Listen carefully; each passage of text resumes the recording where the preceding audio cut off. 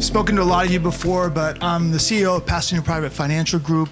We're a group of financial professionals that left that little firm called Merrill Lynch Bank of America about 5.5 years ago because we really wanted to build a platform to service entrepreneurs. We currently work with about 175 families who have a combined net worth of a bit over $9 billion. 37 of those families have had exits, and subsequently we manage that wealth as we move forward. We currently have 3 offices. So we have our main office in Pasadena. We have an office up in Exeter, which is in the Central Valley, and we recently became partners with Simon Reeves here, and he's now part of our organization and one of our partners, and we have an office here in Irvine, so we're excited about that as well. I'm not going to go through all of this, but essentially we've built out 7 lines of operations really to support lower middle market companies and the families that own them. I want to take just a couple seconds and talk about 3 of them. The first one is our finance company, our lending company. We provide debt somewhere between $1 and $7 to $8 million in individual term loans to lower middle market companies backed by wealthy families. Our rates are variable. We're currently at about a prime plus 3 to prime plus 5% rate. A couple of years ago, we were lending money at 6%. Needless to say, it's a little bit higher these days. We are backed by 3 very venerable Pasadena institutions. We get debt financing from East West Bank, the Cathay Bank, and also from Caltex Endowments, our largest equity owner. The second business that we have is Pasco Private Strategic Advisors. This is an M&A advisory business at its core, but we also do a lot of work with companies that are thinking about having an exit within 1 or 2 years. And we'll work very closely with the founders and their families and help them structure the business. And most importantly, through our private wealth group, we'll also make sure they're doing the things on the family side to make sure that they're minimizing future taxes. Very impactful group there. The other business that we do that's really core to us is we actually invest in startups, both as our own investors. We started our own companies, but we also have a fund. But more recently, we've had the privilege to work with the SoCal Alliance of Innovation based here in California. By show of hands, how many in this group have heard of this organization? Okay, we've got a few.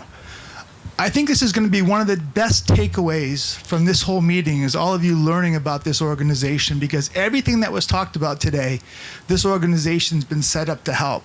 And we are absolutely thrilled to become a partner with them on a new venture capital fund that we're going to be launching in Q1 of 2024. So I'd like to bring up Eric Eide from the SoCal Alliance to tell you about the organization and also about the fund, and then he'll introduce our final speaker, who is a gentleman who's come through our processes and is showing great promise. Eric? And then, is it right? Yeah, right there. Yeah. Thanks so much, Craig. My name is Eric Eide. I'm the Managing Director at the Alliance for SoCal Innovation, focused on our capital access programs. I've also got my colleague, Andy Wilson, our Executive Director, in the back. If you haven't heard of the Alliance for SoCal Innovation yet, which many of you haven't, we're an ecosystem catalyst organization covering all of Southern California, from Santa Barbara down to San Diego. We're a super connector at heart. We work with stakeholders across the region, trying to connect VCs, university leaders, local governments, founders, corporates with R&D intensive activities across sectors and across the geography to maximize our region's impact. We fundamentally believe that diversity is our superpower. We are diverse geographically. We have a diverse array of sectors, and certainly our individuals that live here in Southern California are diverse as well. We have over 220 languages spoken in Southern California alone. We're fortunate to have Boston Consulting Group as a strategic partner of ours, and they helped write our business plan. In an early study, they identified capital access as the #1 challenge facing Southern California, particularly zeroing in on the Series A gap in this region. We've launched 2 programs to help bridge that gap and connect the region. One called the VC Engagement Program, which really works with the venture capitalists to connect them to startups, folks in the university, corporates, and others in the community so they can engage effectively in the ecosystem. We've also launched a second program about 2.5 years ago called the SoCal Venture Pipeline. the SoCal Venture Pipeline provides, for venture-ready founders, provides curated introductions to VCs that are most likely to invest.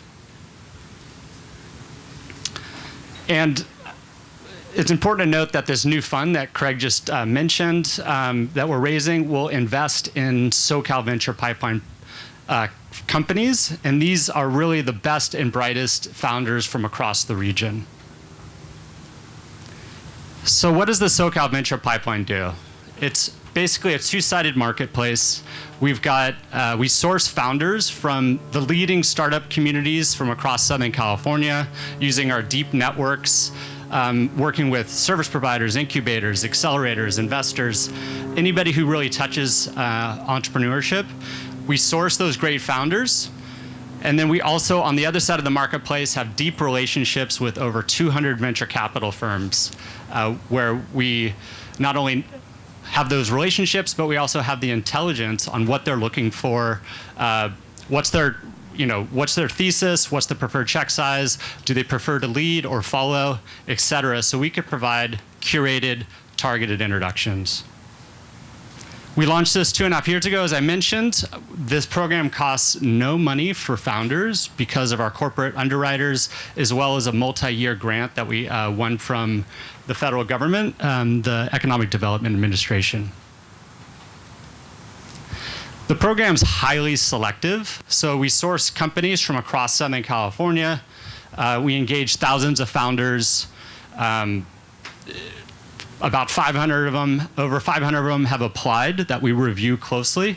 But we're highly selective. Only about 8% of companies are actually selected into the program. So you heard from Anuj earlier from Service Mob. He's one of our selected companies, and you'll hear from Joe from another company here in a second. So of those 8%, 25% actually secure funding. And so our fund will actually invest in these exceptional founders, ones that have already been looked at and assessed by leading credible venture capital firms who have priced the round, and we're gonna follow in behind them and have a highly diversified investment strategy, investing in the diverse founders across Southern California. So a little bit about the Catalyst Fund. We're targeting an $8 to $10 million close early next year. The fund, again, will exclusively invest in SoCal Venture Pipeline companies that have secured a credible lead investor at the seed or Series A level. We're going to leverage their due diligence of that lead investor, and our approach is going to be fairly mechanical. Investing in those companies that have already been vetted through our selection process and assessed by multiple committees of venture capitalists who know what venture-backed companies look like. Typical check size will be about 10% of the round, about $300,000 to $400,000. And we're looking, LP commitments start at $100,000. We've already secured LP commitments from leading executives from Amazon, TCW, and Goldman Sachs. If you want to know more about this fund or the SoCal Venture Pipeline, I encourage you to talk to myself, Andy Wilson, Craig, anybody on our team, and we'd be excited to talk to you all. So I next want to introduce a venture pipeline company, Joe, who's the CEO and founder of QuantGene, but also he's going to share a little bit about his newest business, Inside Genomics, which is a venture pipeline company. Joe is emblematic of the founders that we invest in the pipeline, and that will be part of this fund. Joe? Thank you so much, Eric, and thanks, Craig. Is this down? Oh. What happened here? Oh. Awesome. So it's great to be here. I know everyone is keen for lunch, so I'm going to make it short. I'm Joe Bhakti, the founder of QuantGene. We founded the company QuantGene 8 years ago and did a lot of R&D from UC Berkeley and then beyond that in cutting-edge genomics. And over the last year, a new opportunity has come up, and we are creating this new entity, Inside Genomics, that I think can be one of the iconic and most important things that have happened in precision medicine. And I think everyone in this, not room, in this space, is I think very familiar with the topic of cancer. And cancer is one of the big, scary things in our lives, right? Over 50% of everyone in that room statistically has been affected directly through a primary family member or themselves. And each of us has, unfortunately, a chance of 40% over our lifetime to be diagnosed with cancer. So the good news is that precision medicine is changing the game in cancer. So we see some of the most amazing and exciting progress in precision medicine to defeat cancer that we have ever seen in the history of this disease. I can give you a bunch of statistics, but basically 10% of all cancer patients actually theoretically qualify for targeted therapies, which extend your life expectancy once you have cancer by many multiples, right? Many people get actually saved through it. Many people just live 2-3 times longer. So there is a lot happening with very advanced drugs and targeted therapies.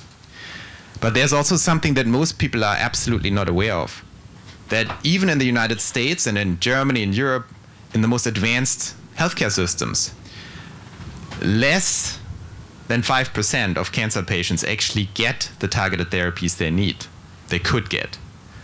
And one of the big problems here is that targeted therapies require genomics, right? They require you to get tested, they require you to understand the genome and the tumor profile.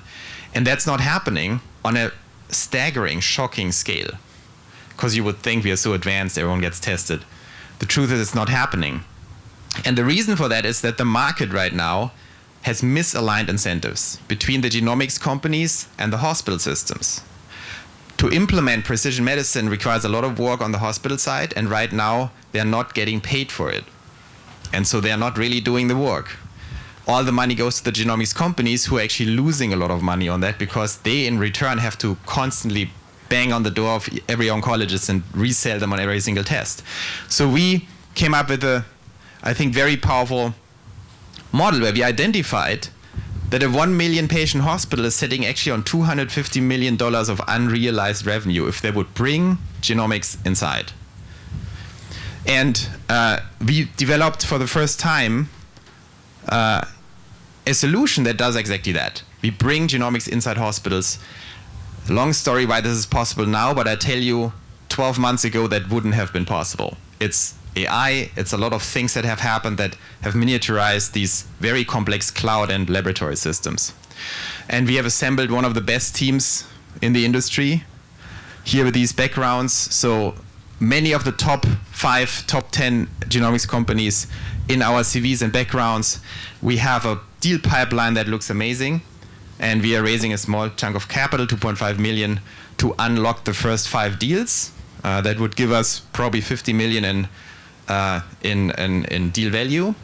And we are pretty confident that if we overcome these initial hurdles next year to close these deals and validate them, we are on an excellent path to $1 billion run rate in 5 years. I think it's going to be the biggest transformation in precision medicine we have seen in this country, because aligning incentives in healthcare can do miracles. And I want to also thank Eric and Craig again. I think the SoCal Alliance and the fund that they're building is amazing and will be very successful. So thank you.